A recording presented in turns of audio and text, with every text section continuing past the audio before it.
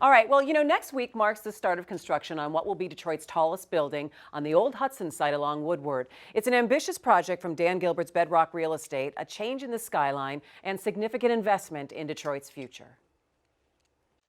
Since Cruz imploded the historic Hudson's building on this site almost 20 years ago, Detroiters waited for what's next. I remember when they knocked the building down, and it was a very depressing time for Detroit. And now here is the rebirth, and I think it's wonderful. This month, shovels hit the dirt to start construction on the city's tallest building and what is destined to be Dan Gilbert and his Bedrock Real Estate Company's landmark development. The plans at the Hudson site boast an iconic design with dynamic public space, including 1 million square feet of retail, office, event space, and residential. The 800-foot tower will have an observation deck. Price tag? An estimated $900 million. Part of the construction is made possible through tax incentives that Gilbert and his team lobbied the state legislature for this past spring, along with the Detroit City Council. Gilbert's investment has reshaped downtown development since he moved his company, Quicken, to Detroit in 2010. Thousands of employees followed, as did the purchase of now more than 90 properties in the city. In Detroit, I think that would bring more business, and I think that's good for Detroit, that it would definitely bring a lot more business and to get people a little more interested than coming down rather than going to the game. I'm liking the jobs that's being created, not only the construction jobs, but some production jobs, manufacturing jobs, stuff of the nature is really actually helping the city itself. Now this project changes the Detroit skyline on the site of the old Hudson's building, which once was a symbol of Detroit's prosperity and eventual decline. Detroiters say there's something poetic about putting something cutting edge on an iconic spot. I think it's just building more on the momentum that has already started. So I think the first push has already happened. We're out here on this beautiful day, and there's people walking around in the queue line and all these new restaurants and stores and buildings. So I think this is just going to elevate it even more.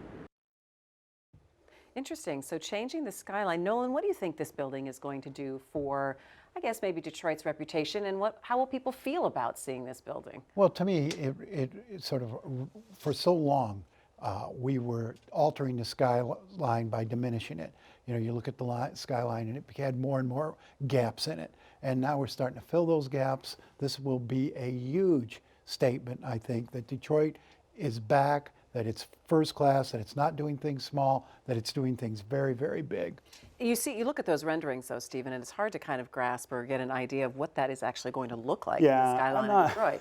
I'm not a fan of that particular project. I think some of the other things. Why? The architecture, or? I think it's too big for where it's going. I think it's going to look strangely on the skyline. But more than that, I think there needed to be a more robust discussion about that architecture in that space. I mean, we continue to just let developers do whatever they want to do in Detroit, and other cities don't behave that way. I think it's time we start acting like a big city and dealing with, do we need this? Also asking a little more questions about how we finance these things. There's a lot of public money going into a project that does not benefit most of the city. I don't know how many times we're going to do that and continue to sort of say, well, it's okay because it's downtown. That's not a great argument. Nolan? I think it benefits the whole city and the whole region. The stronger you can make downtown and the more vibrant and the more people you can bring in, I think the more revenue the whole city will enjoy. I mean, hopefully you're going to draw a lot more folks. Giving a lot of that into revenue Detroit. away.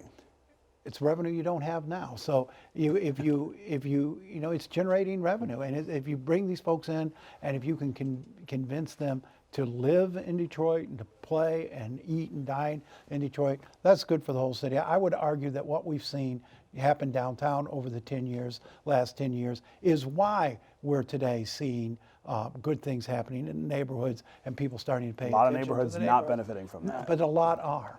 Yeah.